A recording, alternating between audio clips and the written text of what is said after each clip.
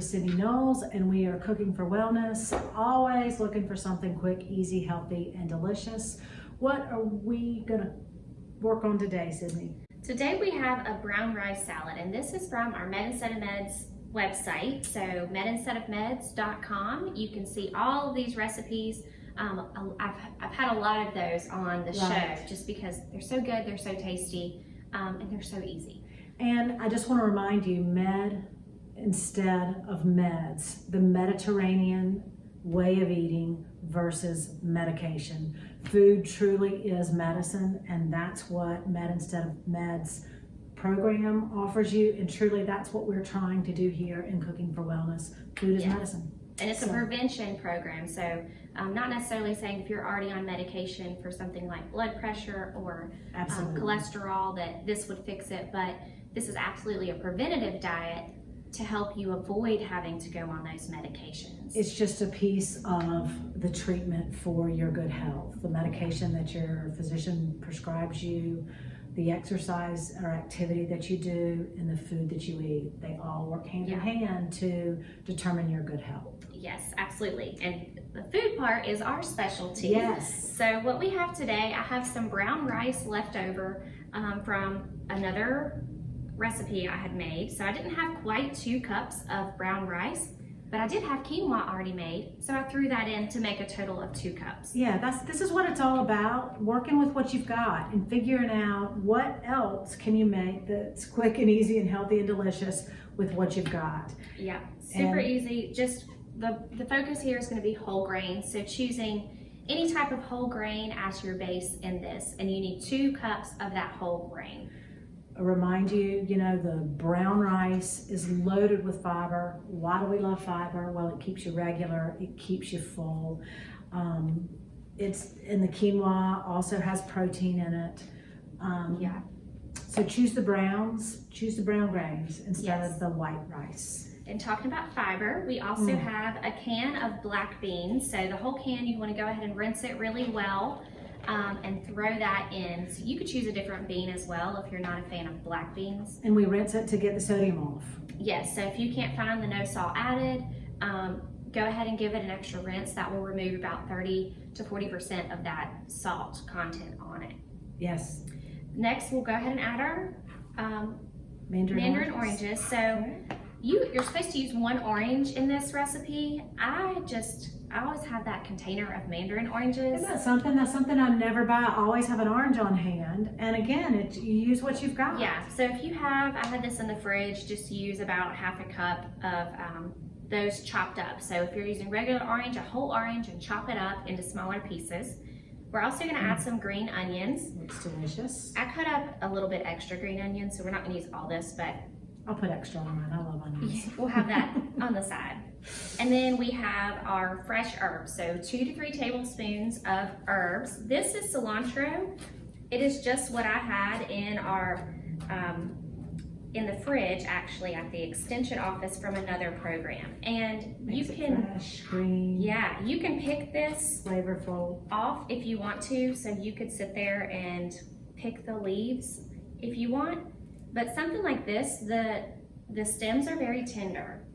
And they're still full of goodness and the vitamins and minerals. Yeah, so I mean, some of your sturdy herbs, you probably don't want to include that stem. Right. But this one, I mean, they're very tender, they're very easy to consume, so it's not a bad thing to incorporate some of those stems inside. Such nice technique, such nice knife technique, Sydney. Also want to make mention of another technique that you use, like if you have a big basil leaf.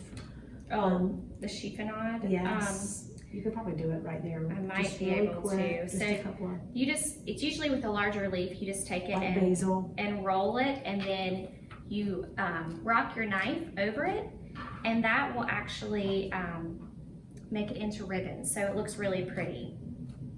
So you just want to chop that up really well. We're going to say that's about 2 to 3 tablespoons. Any herbs, you can do a mixture.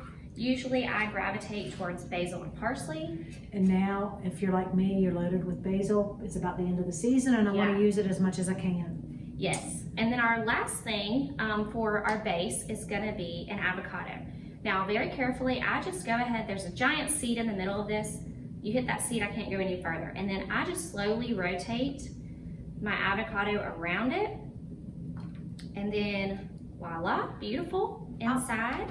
That is beautiful. I'll also make note while Sydney is chopping that, she shared with me washing our avocados before we peel them. And I never thought of it because I said, well, I'm using the inside of the avocado. However, we touch every single avocado before we decide on the ones we want. So you've got all those hands, and the knife actually hits the skin and goes through. So I would highly recommend that you wash your avocado first. Yes. And then you're peeling it, and then we're just gonna chop it up. So just into little bite-sized pieces. Trying to figure out. So she had it as a cup with the skin still on, and I do that as well. And you just make a score. You just score it. You just slice it to the skin, and then you could make it go crosswise. Yes. And then typically use a spoon to just scoop it out. Or you can, the second half of that, I actually peeled the whole skin off, and then I just flipped it over and started chopping it up. Multiple ways that you can cut that up, but the key is that it's nice and ripe, and this one is the perfect ripeness to where it's not all gooey, but it's also, if it's not quite ripe enough, it's going to be difficult to peel by hand. Yeah. So you just want to, when you're picking it, you want to make sure that it has a little bit of give, and if it doesn't, then it's not quite ready. Sit it on your counter and give it a couple days. It'll be nice and ripe. So my hands are nice and lovely. I left my spoon, I believe, over there. Let's see. I can get you. You've got a spoon here and a fork if you need it. Perfect. So if you just want to give These that are clean. a good mix, our last steps are going to be to do our dressing. You know how I feel about dressing. So this Love is super making dressing. easy. You do about 2 tablespoons, and I set my tablespoon measurement somewhere else. That's okay. Yeah, We're gonna eyeballing it is we're good. gonna eyeball it. So about 2 tablespoons of an oil, and then the same, about 2 tablespoons of lemon or lime. So I had lime There you juice go. here.